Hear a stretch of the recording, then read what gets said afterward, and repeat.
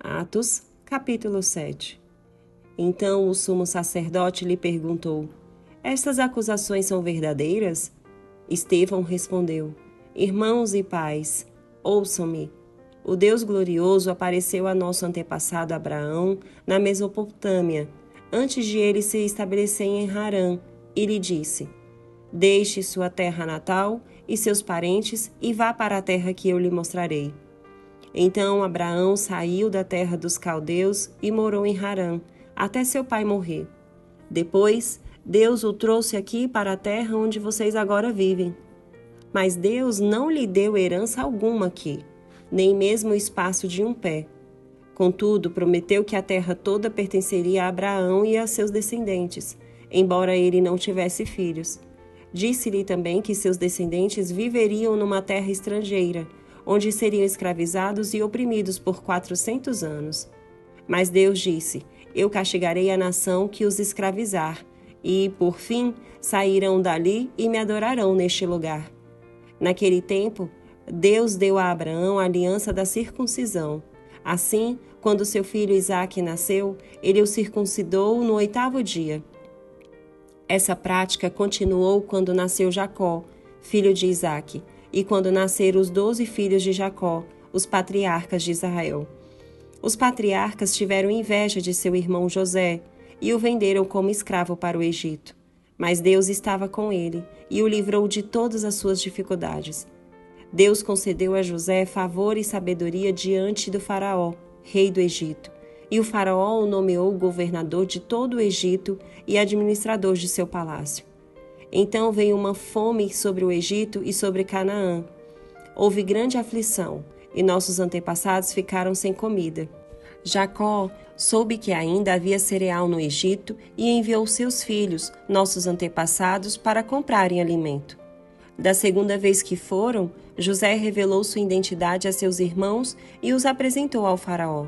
Depois, José mandou trazer para o Egito seu pai, Jacó, e todos os seus parentes, 75 pessoas ao todo. Assim, Jacó foi para o Egito e ali morreu, bem como nossos antepassados. Seus corpos foram levados para Siquém e sepultados no túmulo que Abraão havia comprado por um certo preço dos filhos de Hamor. Aproximando-se o tempo em que Deus se cumpriria sua promessa a Abraão, nosso povo se multiplicou grandemente no Egito.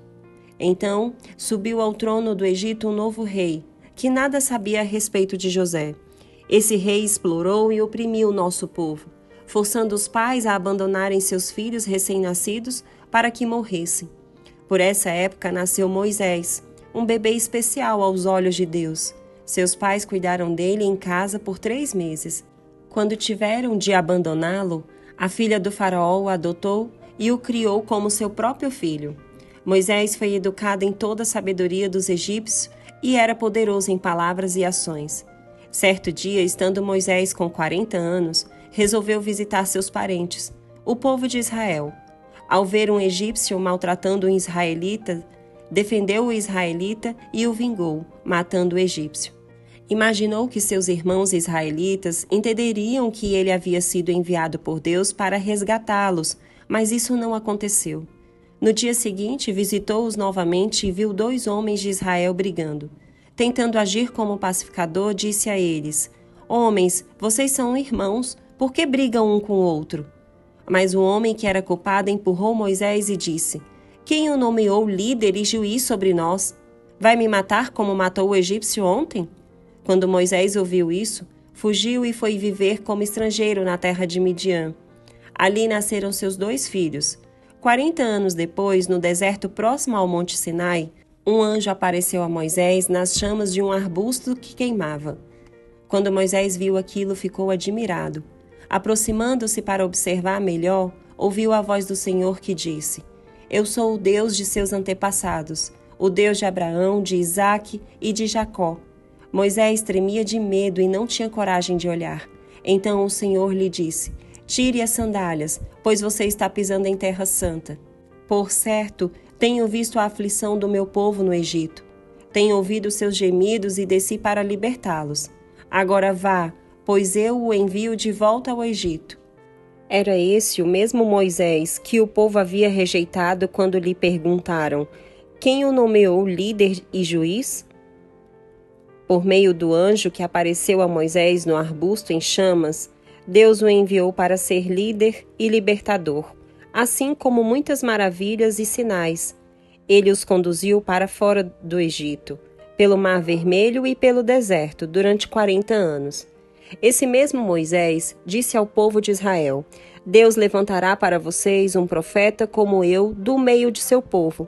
Moisés estava com nossos antepassados, a congregação do povo de Deus no deserto, quando o anjo lhe falou no Monte Sinai. E ali Moisés recebeu palavras que dão vida, para transmiti-las a nós.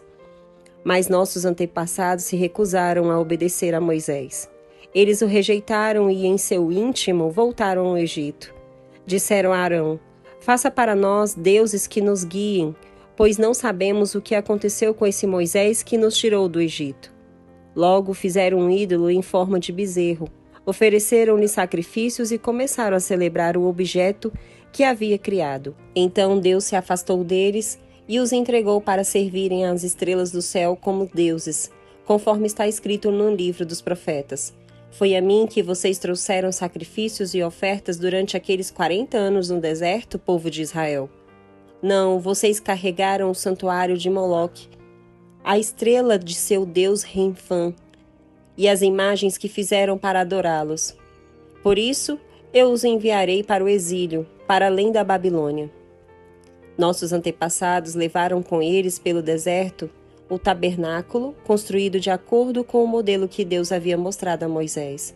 Anos depois, quando Josué comandou nossos antepassados nas batalhas contra as nações que Deus expulsou dessa terra, foi levado com eles para seu novo território, e ali ficou até o tempo do rei Davi. Davi encontrou favor diante de Deus e pediu para construir em templo permanente para Deus de Jacó. Mas foi Salomão quem o construiu. O Altíssimo, porém, não habita em templos feitos por mãos humanas, como diz o profeta. O céu é meu trono, e a terra é o suporte de meus pés. Acaso construiriam para mim um templo assim tão bom? Diz o Senhor. Que lugar de descanso me poderiam fazer? Acaso não foram minhas mãos que criaram o céu e a terra? Povo teimoso, vocês têm o coração incircuncidado e são surdos para a verdade. Resistirão para sempre ao Espírito Santo? Foi o que os seus antepassados fizeram e vocês também o fazem. Que profetas seus antepassados não perseguiram? Mataram até aqueles que predisseram a vinda do justo, a quem vocês traíram e assassinaram. Vocês desobedeceram à lei de Deus, embora a tenham recebido das mãos de anjos. Os líderes judeus se enfureceram com a acusação de Estevão e rangiam os dentes contra ele. Mas Estevão, cheio do Espírito Santo, olhou firmemente para o céu e viu a glória de Deus, e viu Jesus em pé no lugar de honra, à direita de Deus. Olhem, disse ele, vejo os céus abertos e o Filho do Homem em pé no lugar de honra, à direita de Deus. Eles taparam os ouvidos e, aos gritos, lançaram-se contra ele. Arrastaram-no para fora da cidade e começaram a apedrejá-lo. Seus acusadores tiraram os mantos e os deixaram aos pés de um jovem chamado Saulo. Enquanto atiravam as pedras, Estevão orou: Senhor Jesus, recebe o meu espírito. Então caiu de joelhos e gritou: Senhor, não os culpe por este pecado. E com isso adormeceu. Atos, capítulo 8. E Saulo concordou inteiramente com a morte de Estevão. Uma grande onda de perseguição começou naquele dia e varreu a igreja de Jerusalém. Todos eles, com exceção dos apóstolos, foram dispersos pelas regiões da Judéia e de Samaria. Alguns homens devotos vieram e com grande tristeza sepultaram Estevão. Saulo, porém, procurava destruir a igreja. Ia de casa em casa, arrastava para fora homens e mulheres e os lançava na prisão. Os que haviam sido dispersos, porém, anunciavam as boas novas a respeito de Jesus por onde quer que fossem. Filipe foi para a cidade de Samaria e ali falou ao povo sobre Cristo.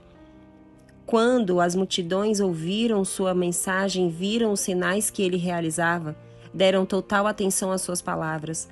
Muitos espíritos impuros eram expulsos e aos gritos deixavam suas vítimas, e muitos paralíticos e aleijados eram curados. Por isso, houve grande alegria naquela cidade. Um homem chamado Simão praticava feitiçaria ali havia anos. Ele deixava o povo de Samaria admirado e afirmava ser alguém importante. Todos, dos mais simples aos mais importantes, se referiam a ele como o grande poder de Deus. Ouviam-no com atenção, pois durante muito tempo ele os tinha deixado admirados com sua magia. No entanto, quando Filipe lhes levou a mensagem sobre as boas novas do reino de Deus e sobre o nome de Jesus Cristo, eles creram e, como resultado, muitos homens e mulheres foram batizados. O próprio Simão creu e foi batizado. Começou a seguir Filipe por toda parte, admirando-se dos sinais e milagres que ele realizava. Quando os apóstolos em Jerusalém souberam que o povo de Samaria havia aceitado a mensagem de Deus, enviaram para lá Pedro e João. Assim que os dois chegaram, oraram para que aqueles convertidos recebessem o Espírito Santo, pois, apesar de terem sido batizados em nome do Senhor Jesus, o Espírito Santo ainda não havia descido sobre nenhum deles. Então Pedro e João impuseram as mãos sobre eles e receberam o Espírito Santo. Simão viu que as pessoas recebiam o Espírito quando os apóstolos impunham as mãos sobre elas. Então ofereceu-lhes dinheiro, dizendo: Deem-me este poder também, para que quando eu impuser as mãos sobre as pessoas, elas recebam o Espírito Santo. Pedro, porém, respondeu: Que seu dinheiro seja destruído com você, por imaginar que o dom de Deus pode ser comprado. Você não tem parte nem direito neste ministério, pois seu coração não é justo diante de Deus. Arrependa-se da sua maldade e ore ao Senhor. Talvez Ele perdoe esses maus pensamentos, pois vejo que você está cheio de amarga inveja e é prisioneiro do pecado. Simão exclamou: Orem ao Senhor por mim, para que essas coisas terríveis não me aconteçam. Depois de terem testemunhado e proclamado a palavra do Senhor em Samaria, Pedro e João voltaram a Jerusalém. Ao longo do caminho, pararam em muitas vilas samaritanas para anunciar as boas novas. Um anjo do Senhor disse a Filipe: Vá para o sul, para a estrada do deserto que liga Jerusalém a Gaza. Filipe partiu e encontrou no caminho um alto oficial etíope, o eunuco responsável pelos tesouros de Candace, rainha da Etiópia. Ele tinha ido a Jerusalém para participar da adoração e estava no caminho de volta. Sentada em sua carruagem, lia em voz alta o livro do profeta Isaías. Então o Espírito disse a Filipe: Aproxime-se e acompanhe a carruagem. Filipe correu até a carruagem e, ouvindo que o homem lia o profeta Isaías, perguntou-lhe: O senhor compreende o que lê? O homem respondeu: Como posso entender sem que alguém me explique? E convidou Filipe a subir na carruagem e sentar-se ao seu lado. Era esta a passagem das Escrituras que ele estava lendo. Ele foi levado como ovelha para o matadouro, como cordeiro mudo diante dos tosqueadores. Não abriu a boca. Foi humilhado e a justiça lhe foi negada. Quem pode falar de seus descendentes? Pois sua vida foi tirada da terra. O eunuco perguntou a Filipe: Diga-me, o profeta estava falando de si mesmo ou de outro? Então Filipe, começando com essa mesma passagem das Escrituras, anunciou-lhe as boas novas a respeito de Jesus. Prosseguindo, chegaram a um lugar onde havia água. Então o eunuco disse: Veja, aqui tem água. O que me impede de ser batizado? Filipe disse: Nada o impede, se você crê de todo o coração. O eunuco respondeu: Creio que Jesus Cristo é o Filho de Deus. Então mandou parar a carruagem. Os dois desceram até a água e Filipe batizou. Quando saíram da água, O Espírito do Senhor tomou Filipe e o levou. O eunuco não tornou a vê-lo, mas seguiu viagem cheio de alegria. Então Filipe apareceu mais ao norte, na cidade de Azoto. Anunciou as boas novas ali e em todas as cidades ao longo do caminho, até chegar a Cesareia. Atos, capítulo 9. Enquanto isso, Saulo, motivado pela ânsia de matar os discípulos do Senhor, procurou o sumo sacerdote. Pediu cartas para as sinagogas em Damasco, solicitando que cooperassem com a prisão de todos os seguidores do caminho, homens e mulheres, que ali encontrasse para levá-los como prisioneiros a Jerusalém. Quando se aproximava de Damasco, de repente uma luz do céu brilhou ao seu redor. Ele caiu no chão e ouviu uma voz lhe dizer: Saulo, Saulo, por que você me persegue? Quem és tu, Senhor? Perguntou Saulo. E a voz respondeu: Sou Jesus, a quem você persegue. Agora levante-se e entre na cidade, onde lhe dirão o que fazer. Os homens que estavam com Saulo ficaram calados de espanto, pois ouviam uma voz, mas não viam ninguém. Saulo levantou-se do chão, mas ao abrir os olhos, estava cego. Então o conduziram pela mão até Damasco. Lá ele permaneceu cego por 3 dias, e não comeu nem bebeu coisa alguma. Havia em Damasco um discípulo chamado Ananias. O Senhor o chamou numa visão. Ananias! Sim, Senhor, respondeu ele. O Senhor disse: Vá à rua direita, à casa de Judas. Ao chegar, pergunte por um homem de Tarso chamado Saulo. Ele está orando neste momento. Mostrei-lhe numa visão um homem chamado Ananias, chegando e impondo as mãos sobre ele para que voltasse a enxergar.